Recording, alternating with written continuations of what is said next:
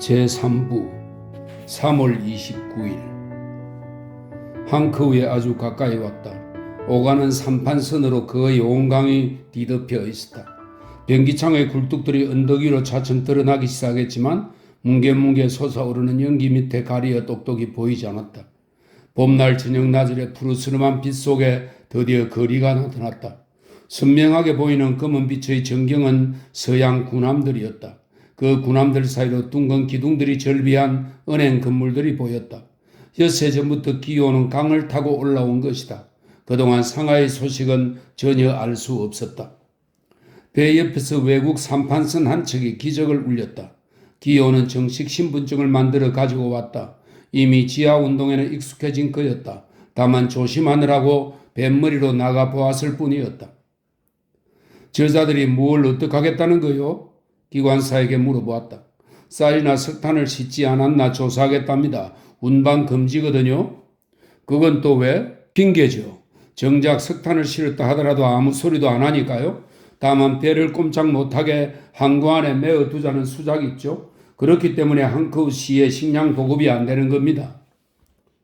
저편에는 굴뚝들과 기중기, 저장 탱커들이 우뚝우뚝 솟아 있었다. 마치 혁명의 동맹자들인 양. 그러나 상하이에서 살아온 기호는 활기띤 항구란 어떤 것인가를 잘 알고 있었다. 그런데 지금 눈앞에 보이는 항구에는 다만 탱크와 수레정들이 들어차 있을 뿐이었다. 그는 쌍안경을 들었다. 상선이 하나, 둘, 셋, 그 밖에 딴 기선이 몇 척. 그가 타온 배는 우창에 닻을 내렸다. 항크우까지 가려면 연락선을 잡아 타야 했다. 그는 배에서 내렸다. 부두에서는 장교 한 명이 상륙을 감시하고 있었다. 왜 이렇게 항구가 한산하죠? 기호가 물어보았다. 선박 회사에서 전부 철수시켰어요. 징발될 것이 두려우니까요.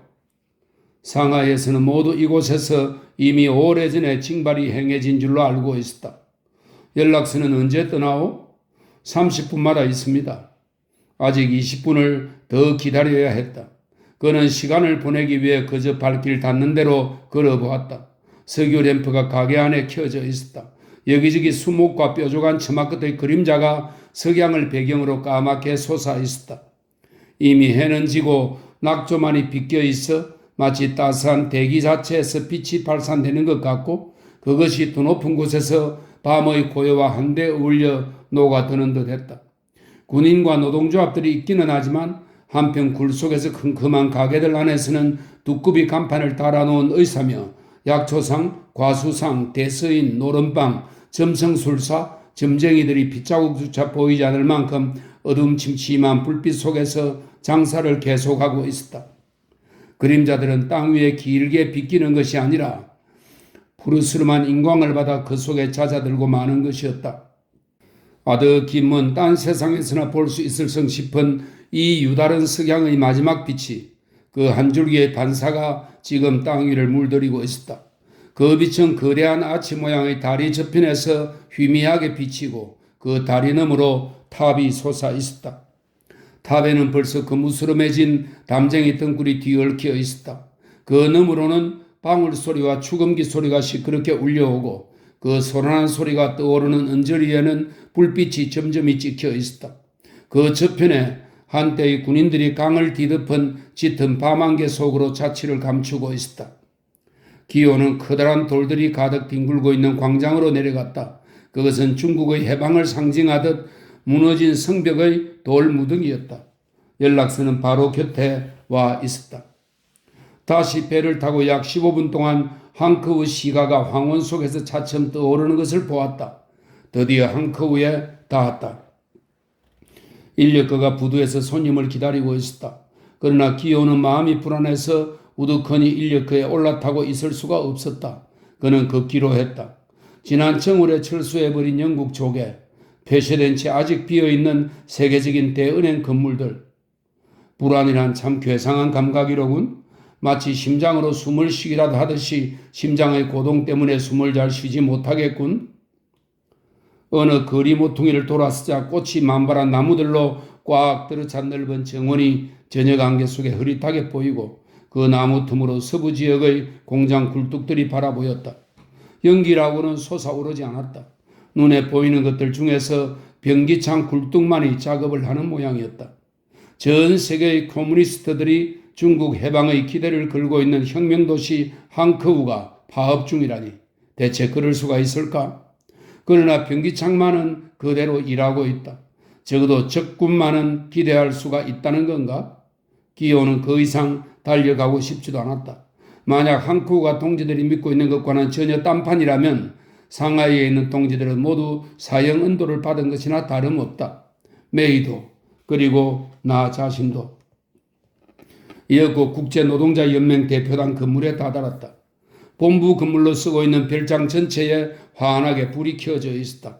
기호는 맨 꼭대기층에 볼록인의 사무실이 있다는 것을 알고 있었다.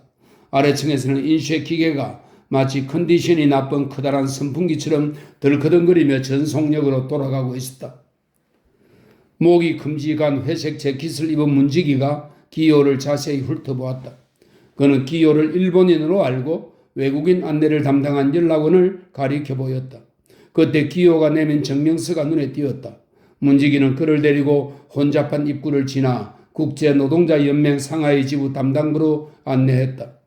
자기를 맞아들인 서기에 관해서 기호가 알고 있는 것이라곤 그가 핀란드에서 처음으로 폭동을 조직한 사내라는 것뿐이었다. 한 동료가 볼록인이라고 자기소개를 하며 책상 너머로 손을 내밀었다. 볼록인은 얼른 보기에는 남자라기보다 오히려 성숙한 여자처럼 통통했다. 그렇게 보인 것은 살결이 곱고 얼굴선이 둥글기 때문일까? 아니면 얼굴빛이 아주 맑으면서도 어딘가 근동지방 사람들의 모습을 닮음 때문일까? 그렇지 않으면 길게 빗어넘긴 희끗희끗한 머리칼이 빳빳한 리본처럼 볼 위에 늘어져 있기 때문일까? 상하이 문제는 아마 우리가 과오를 저지른 것 같습니다. 대뜸 기호가 이렇게 말했다. 기호는 자기가 방금 이렇게 말해버린 것이 불만스러웠다. 생각이 그를 앞질렀기 때문이다. 그러나 이 말은 당장 그가 하고 싶었던 다음과 같은 말을 의미하는 것이었다. 즉 항커우가 상하이에 있는 조직들이 기대하고 있는 원조를 주지 못한다면 무기를 국민당에 내준다는 건 자살행위나 다름없다고. 블록이는 안락의자의 몸을 파묻고 카키색 제복 소매 속으로 두 손을 집어넣었다. 또 그런 말을 그가 중얼거렸다. 우선 여기는 어떻게 되어가고 있습니까? 얘기를 계속하오. 어째서 우리가 상하이에서 잘못하고 있다는 거요? 아니, 그보다도 어째서 여기선 공장들이 움직이지 않고 있는 겁니까? 잠깐, 도대체 어떤 동지들이 불평을 하고 있는 거요? 전투대원들이죠. 테러리스트들 역시 그렇고. 제기랄, 그놈의 테러리스트 따위는 말할 필요조차 없어. 그럼 전투대원들은 기호를 쳐다보고 있었다. 그들은 무엇을 바라는 건가? 이렇게 묻는 눈초리였다. 국민당에서 나올 것, 그리고 독립된 공산당을 조직하자는 것이죠. 농민조합에게 권력을 줄 것, 그리고 특히 돌격대의 무기를 반환하지 말 것, 무엇보다도 그거죠. 언제나 똑같은 소리야. 블록이는 일어나더니 창밖의 강과 언덕을 내다보았다. 얼굴에는 아무런 표정도 없었다. 다만 목류병 환자같이 조금도 움직이지 않는 강렬한 인상이 그 표정 없는 얼굴에 생기를 던져주고 있었다. 작달마간 키였다. 배 못지않게 푸둥푸둥 살이 오른 등이 그를 거의 꼽주처럼 보이게 했다. 내가 한마디 물어보지. 우리가 국민당과 손을 끊는다 가정하고 말이야. 그럼 그 뒤엔 어쩌자 말이오? 우선 각 노동동맹, 각 조합에다 의용군을 조직할 것. 무슨 무기를 가지고? 이곳 변기창은 장군들의 손에 들어있어. 장은 또 자기대로 지금 상하이에 변기창을 수중에 넣었어. 게다가 우리 몽고가 가로막혀 있으니 러시아 무기도 들여올 수가 없어. 상하이에서는 우리가 변기창을 점령했어. 당신들 배후에 북벌혁명군이 있었던 덕택이요. 배후지 앞이 아니란 말이요. 그리고 여기서 또 누구를 무장시키겠단 말인가. 10,000명의 노동자가 있다고 하겠지. 그리고 이른바 강철군 커뮤니스트 핵심 부대 이외에 한 10,000명쯤 더 있을까? 각각 1인당 총알 10방씩 돌아갈 뿐이지. 그런데 그들에게 대항할 사람은 여기만 해도 75,000명이 이상이나 있어. 장이나 기타 장군들의 군대는 불문에 붙이고 말이요. 우리가 사실상 조금만 코뮤니스트적인 움직임을 보여도 그들은 당장연합해 우리에게 대항하려고 하고 있어. 그런데 어떻게 우리 군대에 무기를 보급한다 말이요? 재련소나 공장들은 무엇을 합니까? 이제는 원료가 들어오지 않는 걸. 볼록이는 창가에 꼼짝도 않고 선 채 깊어가는 어둠을 바라보며 말을 계속했다. 옆 얼굴이 흩어져 내린 머리카락으로 가려져 있었다. 한커우는 노동자들의 수도가 아니요. 차라리 실업자들의 수도지. 무기도 없어. 아마 결과적으로는 그게 더 나을지도 모르지. 만약 그들에게 무기를 주면 오히려 총불을 우리에게 돌려대고 쏠지도 모른다는 생각이 들 때가 있어. 한편 우리들의 혁명이 위험한 처지에 빠졌다고 자각하고 아무런 요구도 없이 묵묵히 하루에 15시간씩 일하고 있는 동지들도 적지 않소. 기호는 꿈속에 빠져들어가듯이 점점 깊이 생각에 빠져들어갔다. 볼록인이 다시 입을 열었다. 우리에겐 권력이 없소. 그들이 말하는 소위 국민당 좌파의 장군이 권력을 쥐고 있지. 그들은 장과 마찬가지로 중국의 소비에트화를 받아들이지는 않을 거요. 그것만은 의심할 여지가 없어. 우리가 그들을 이용할 수 있다는 것뿐이요. 그것도 조심스럽게 말이요. 한커우가 한낱 피로 물든 무대 장치에 불과하다면 기호는 그 이상 생각해보고 싶지 않았다. 가는 길에 포소스를 만나야지. 기호는 혼자 생각했다. 포소스는 그가 한커우에서 믿을 수 있는 유일한 동지였다. 그래, 포소스를 만나봐야 한다. 볼록이는 겉보기보다 속으로 훨씬 더 괴로워하고 있다. 당의 규율은 트로츠키파와의 투쟁을 겪는 동안 상식으로는 상상할 수 없을 만큼 강화되고 말았다.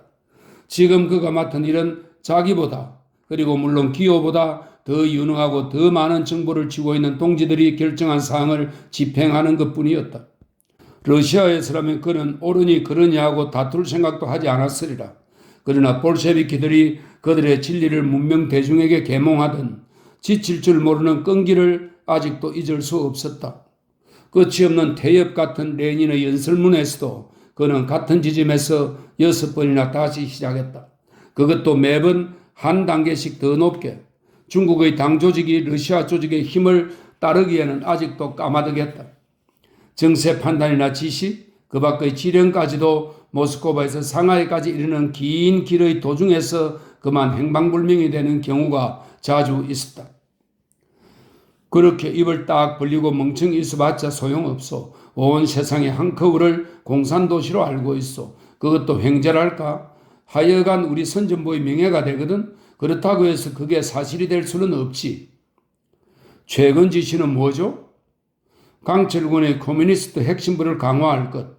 우린 저울 양쪽의 균형을 잡을 수는 있지만 우리들 단독으로 강력해질 수는 없어. 여기서 우리와 함께 싸우고 있는 장군들은 장을 미워하고 있는 것과 마찬가지로 또한 소비에트나 공산주의자들도 정오하고 있거든. 나는 그 사실을 알고 있을 뿐만 아니라 날마다 내 눈으로 보고 있어. 공산주의적인 슬로건이라면 그들은 무조건 우리들에게 대들 거요. 그러니 필경은 그들과 장을 결탁하게 만드는 결과가 될 거요. 우리가 할 수 있는 일이라고는 오로지 그들을 이용함으로써 장을 없애버리는 것뿐이요. 그리고 필요하다면 같은 수단으로 펑이샹도 해치우고 지금까지 장을 이용해서 군불들을 타도해 온 것처럼. 왜냐하면 그들이 군사적 승리를 하면 할수록 우리 편은 선전공작으로 인민을 끌어들일 수 있거든. 그들과 똑같이 우리도 커간단 말이요. 그러니까 시간을 버는 게 중요하다는 거요. 결국 혁명이란 민주주의적인 형태로서는 오래가지 못하는 법이요. 그것은 본질적으로 사회주의적으로 될 수밖에 없는 거요. 우리는 혁명이 이루어지도록 내버려 두는 거요. 요는 잘 분만하도록 삼파역을 하는 거지. 그리고 섣불리 건드려 유산을 시켜서는 안 된단 말이야. 그러나 마르크시즘에는 숙명론적 견해와 동시에 열렬한 의지의 악량이 공존하고 있습니다. 의지보다 숙명론을 앞세우는 걸 볼 때마다 나는 의욕을 품게 됩니다. 하지만 순수한 공산주의적인 슬로건을 내걸기가 무섭게 장군들은 모두 결탁해서 우리에게 대항해 올걸? 20만 대 2만이지. 그러니까 당신들은 상하이에서 장과 잘 타협해야 한단 말이오. 그럴 수가 없다면 무기를 돌려주게. 당신의 생각대로 한다면 애당초 러시아의 10월 혁명은 일으킬 엄두도 내지 말았어야 했을 것 아닙니까? 대체 그 당시 볼셰비키가 얼마나 있었던가요? 평화라는 슬로건이 대중을 우리 편으로 끌었거든. 다른 슬로건도 있죠. 너무 시기가 이런 것들 뿐이요. 그리고 또 어떤 게 있어? 소작 개양 및 채권의 적시 전폐, 타협 없고 구속 없는 농민혁명. 배를 타고 양쯔강을 거슬러 오는 엿새 동안에 기호는 자기 생각이 옳다는 확신을 더욱 굳게 다졌다. 몇 천년 전부터 이 강의 여러 지류들이 모여드는 위치에 자리 잡고 있는 이 진흙으로 된 도시에 사는 빈민들은 노동자들에게나 농민들에게나 똑같이 잘 호응해 줄 것이다. 농민들이 항상 따라오는 법이지. 노동자든 부르주아든 가리지 않고 어쨌든 다 따라오지. 볼록인이 말했다. 아니, 농민운동은 도시와 연결됨으로써 비로소 존속될 수 있는 겁니다. 아무런 조직도 없는 농민들만으로는 기껏 농민 폭동이나 일으키는 게 고작이죠. 누구나 아는 얘기지만 그러나 우리는 그들을 프롤레타리아와 갈라놓으려는 게 아닙니다. 채권 폐지는 농민을 동원시킬 수 있는 유일한 전투적 슬로건이니까요. 요컨대 토지 분배라 말이지? 블록인이 받았다.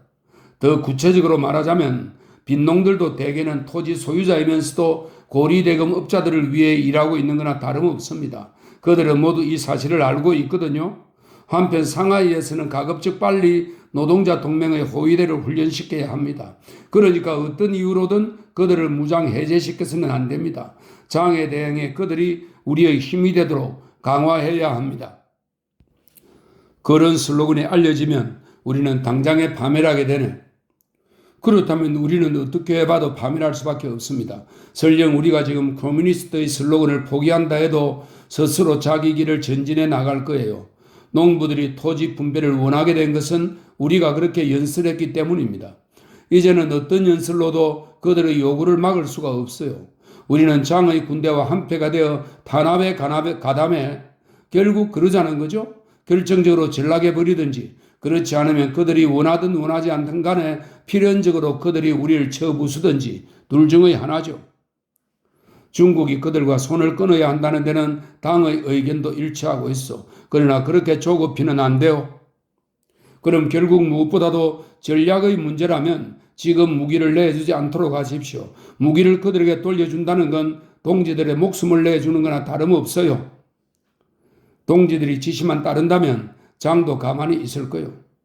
그들이 지시를 따르건 말건 결과는 마찬가지일 겁니다. 위원회와 카토프 그리고 나 자신이 노동자 전의대를 조직했습니다.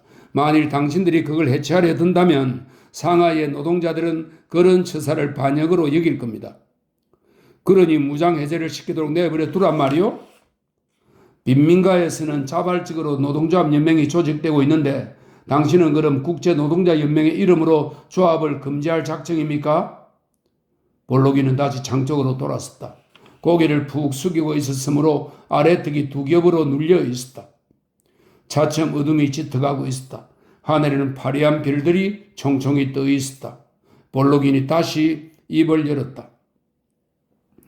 지금 손을 끊으면 확실히 우리들이 패배하는 것이 되오. 모스크바는 지금 우리가 국민당에서 떨어져 나오는 걸 허락하지 않을 거요. 그것도 모스크바보다는 차라리 중국이 더 국민당과 타협하기 쉬운 입장에 있는데도 말이요. 그건 다만 고위층에서 하는 얘기죠. 밑에서는 설사 당신들의 명령이라 하더라도 동지들이 무기를 전부 내주려고 하지 않을 겁니다. 그렇게 해서 우리를 희생시키더라도 그걸로 장을 안심시키지는 못할 테고요. 당신이 모스크바에 이런 얘기를 전할 수도 있을 텐데 사실 그것이 기요가 기대할 수 있는 유일한 희망이었다. 볼록인 같은 남자는 절대로 남의 말에 설복되지 않을 것이다. 기껏 상부에 전달하는 게 고작일 것이다. 모스크바에서도 알고 있어. 그저께 무기를 반환하라는 지령이 내렸어. 기요에게는 청천벽력 같은 말이었다. 너무 어처구니가 없어서 곧 대답이 나오질 않았다. 그래, 각 조직들은 무기를 내놓았습니까? 겨우 반쯤. 그럼 그저께 자기가 배 위에서 생각에 잠기거나 잠들어 있을 때 모스크바가 자기 노선을 지켜 나가리라는 건 기요도 알고 있었다.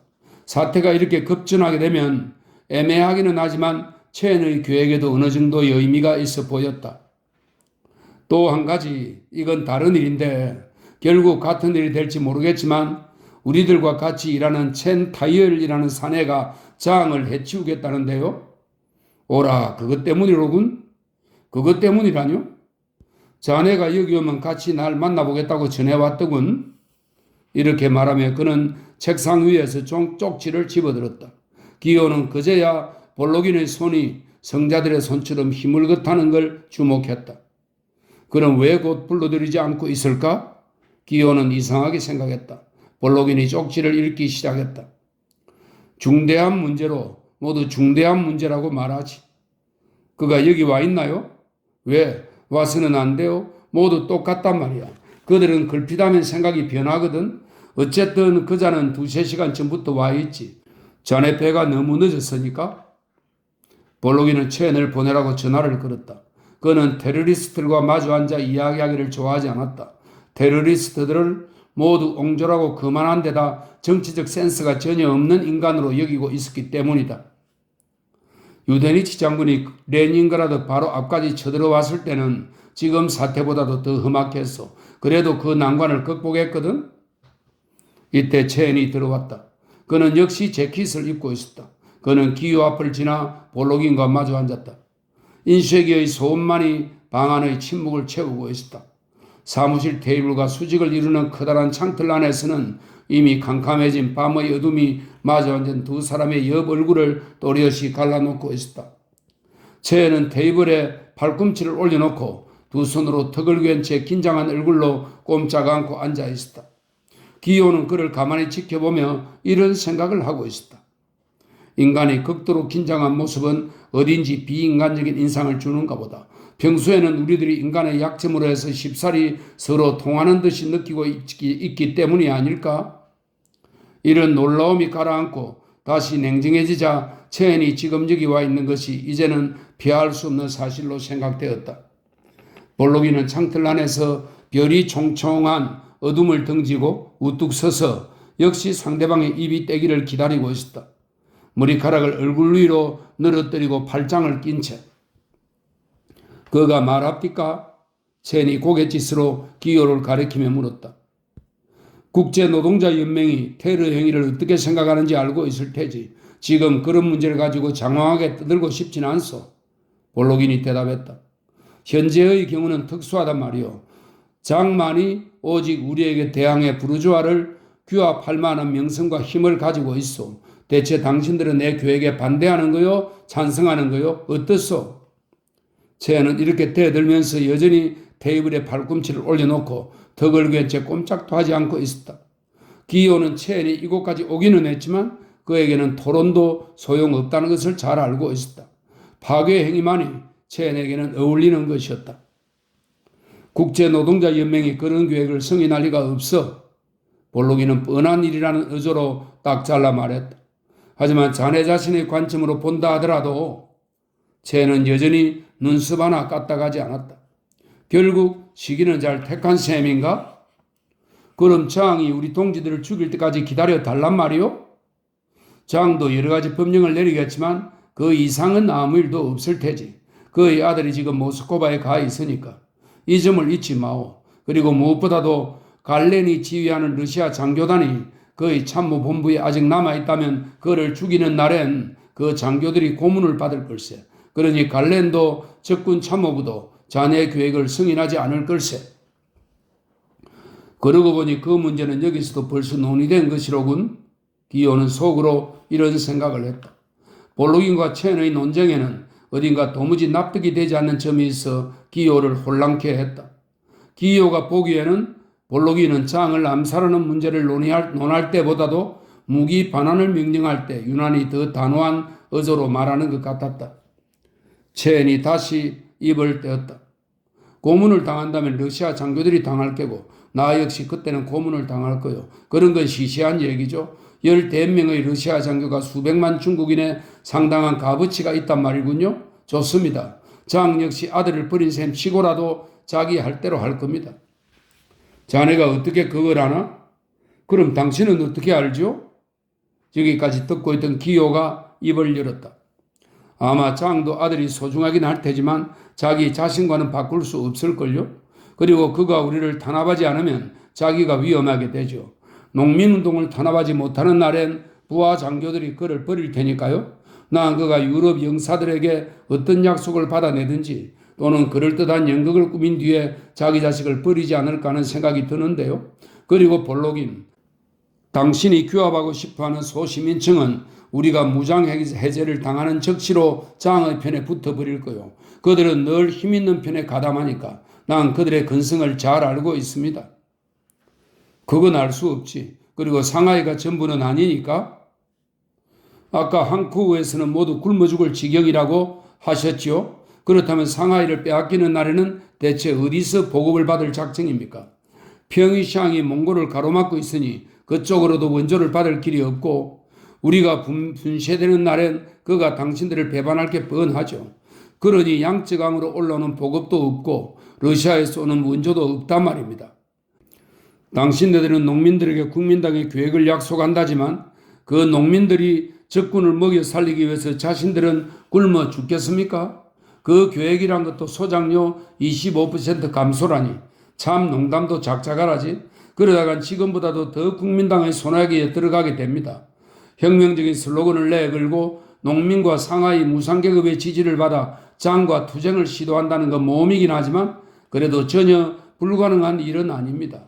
제1사단은 사단장이야 거의 전부가 우리 편이고 또 우리와 더불어 싸울 테니까요. 그래도 절반의 무기는 아직 그대로 가지고 있다고 했죠. 그러니 지금 항쟁을 하지 않는다면 우리 목을 비틀 때까지 가만히 기다리고 있는 거나 다름없습니다.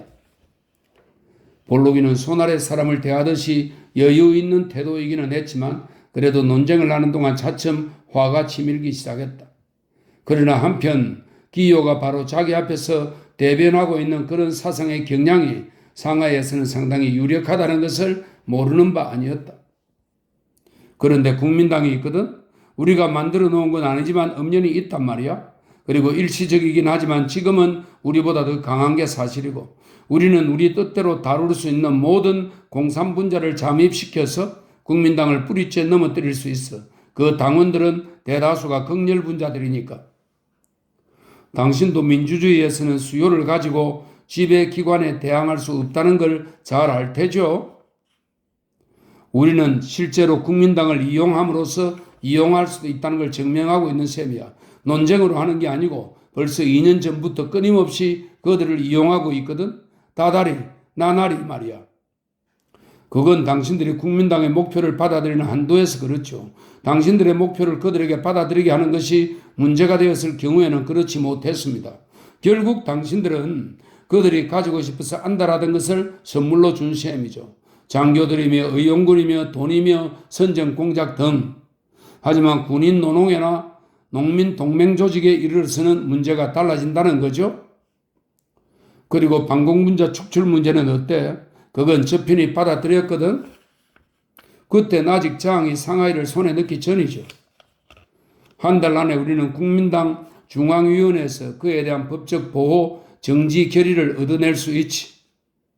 그때는 이미 우리가 파멸되어 있을 겁니다. 대체 공산당 전사들을 죽이건 말건 중앙위원회 장군들에게 무슨 상관이 있단 말입니까? 죽이면 그만큼 그들의 이득이죠. 정말이지 중국 공산당은 그리고 아마 모스크바조차도 경제적 숙명론에 사로잡혀서 우리들의 안전에 절박한 근본적인 필연성을 제대로 보지 못한다고는 생각하지 않습니까? 임기응변으로 해나가는 거지. 좋아요. 당신 논법을 하면 레닌은 토지 분배를 슬로건으로 내걸지 말아야 했군요.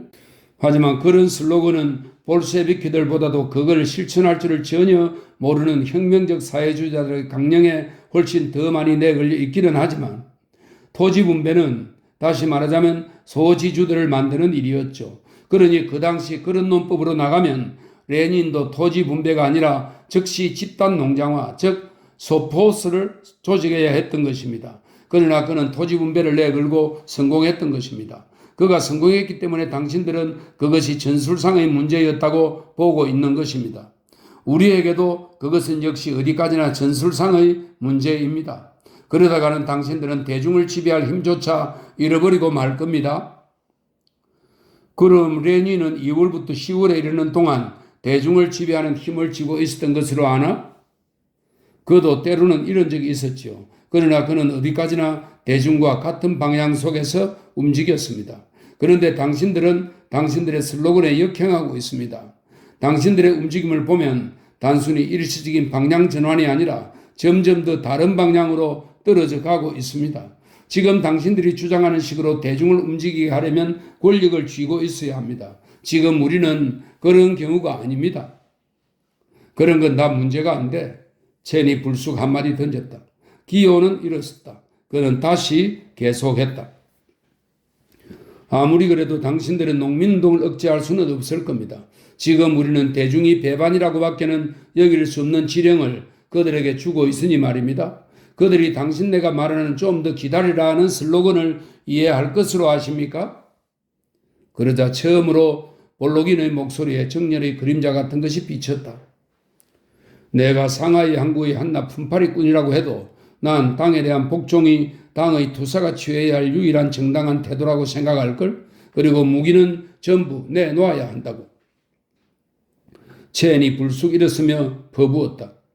자기 목숨을 내거는 건 복종으로 되는 일이 아니오. 죽이는 것도 그렇고 비겁한 자들은 그럴 테지만 볼록이는 어깨를 으쓱해 보였다.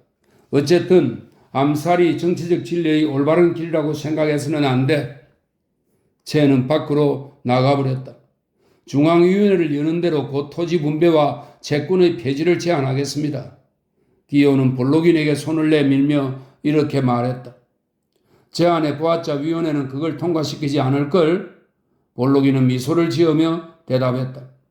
포도 위에 짝닮아가고 통통한 첸의 그림자가 기다리고 있었다. 기호는 친구 포소스의 주소를 알아낸 뒤 첸을 다시 만났다. 포소스는 한국 관리 책임을 맡고 있었다. 내 말 좀 들어봐. 첸이 입을 열었다. 인쇄기의 규칙적인 진동이 본부 건물에서 지축을 울리며 전해져 왔다. 마치 기선 모터 소리처럼 견제된 진동으로 그들의 발에서 머리끝까지 전신을 뒤흔들었다. 모두들 잠든 거리에 대표부만이 온 창을 환히 밝힌 채 밤을 새고 있었다. 그 밝은 창틀을 가로질러 사람들 윗몸의 검은 그림자가 언뜻 지나가곤 했다. 그들은 비슷한 두 그림자를 앞세우며 나란히 걷고 있었다. 똑같은 키에 같은 재킷의 컬러 때문이었다. 멀리 거리 저쪽에 흡사 연옥의 광경을 방불케 하는 검은 그림자들을 들이온 초가집들이 생선 비린내와 기름 타는 냄새를 풍기며 조용하고 거의 엄숙하기까지 한 어둠 속으로 사라지고 있었다. 기호는 땅바닥을 통해서 자기 근육에까지 전해오는 그 진동을 아직도 잃어버릴 수가 없었다. 마치 진리를 찍어내는 그 인쇄기들이 아직도 첸의 머릿속에 생생하게 남은 볼록인의 망설임과 주장을 그의 내부에 융합시킨 듯이. 그는 국제노동자연맹의 지시에 맹목적으로 복종하지 않는다면 자기가 가지고 있는 정보가 얼마나 빈약하며 자기 행동에 근거를 주는 것이 얼마나 어려운 것인가를 배를 타고 오는 동안 내내 절실히 여겼다. 그러나 여기 와보니 국제노동자연맹은 과오를 범하고 있었다. 시간을 넣다니 말도 안 되는 소리다. 그들의 선전 공작은 이미 홍수처럼 대중을 휩쓸었던 것이다. 그 선전이 바로 대중 자신의 것이었기 때문이다. 모스크바가 아무리 신중하더라도 그 홍수는 이미 막을 수 없을 것이다. 장은 바로 그러한 사실을 알고 있기에 지금 당장 공산주의자들을 쳐부수지 않을 수 없는 것이다. 이 사실만은 의심할 여지가 없었다. 아마도 다른 방법으로 혁명을 유도할 수 있었을지도 모를 일이다. 그러나 다른 방법을 쓰기에는 이미 때가 늦었다. 일단 공산주의 세례를 받은 뒤에는 농부들은 토지를 차지할 것이고 노동자들은 노동제도의 변경을 요구할 것이다. 코뮤니스트의 병사들은 모스크바 측이 원하든 원하지 않든 간에 싸워야 하는 이유를 알기 전에는 싸우려고 하지 않을 것이다. 모스크바에서 또는 모스크바를 적대시하는 서구의 여러 수도에서는 지금도 어둠 속에서 서로 용납할 수 없는 그들의 정열을 조직해 저마다 그것으로 하나의 세계를 만들려 하고 있을지도 모른다. 혁명은 지금 만삭이 된 셈이다. 순산을 하느냐 사산을 하느냐만 남은 것이다. 어둠 속에서 느끼는 동지애가 그를 첸에게 한층 더 적번시키는 동시에 무엇인가에 사뭇 의지하고 싶은 충동이 일어났다. 단지 한 인간일 뿐이고 결국은 혼자라는 단절감 때문이었다. 전에 본 적이 있는 중국 회교도들의 모습이 기억에 떠올랐다. 그들은 바로 이러한 밤이면 불탄 라벤더의 광막한 초원에 엎드려 목이 터져라 노래를 불렀다. 그것은 수천 년 이래로 괴로움에 시달리는 인간의, 덧없이 죽어야 함을 아는 인간의 가슴을 찢는 듯한 노래였다. 대체 무엇을 하러 한국에 왔던 것인가? 국제노동자연맹의 상하이 정체를 알리기 위해. 그러나 기요가 단호히 결심한 것과 마찬가지로 국제노동자연맹의 결의도 단호했다. 그가 이곳에 와서 깨달은 것은 볼록인의 이론보다도 공장들의 침묵과 혁명의 영광 속에 잠겨 있기는 했지만 역시 죽어가고 있는 이 도시의 고뇌였다. 그리고 죽을 바에는 그 송장을 교활한 전략 속에 녹여버릴 것이 아니라 다음에 일어날 봉기의 억센 파도에 물려줄 수도 있는 노릇이었다. 사실 그들 모두가 사형 선고를 받은 것이나 다름없었다. 요컨대 그 죽음이 헛되지 말아야 할 것이다. 이 순간에는 첸 역시 똑같은 감방 안에 든 죄수의 우정 같은 것으로 자기와 연결되어 있음이 확실했다.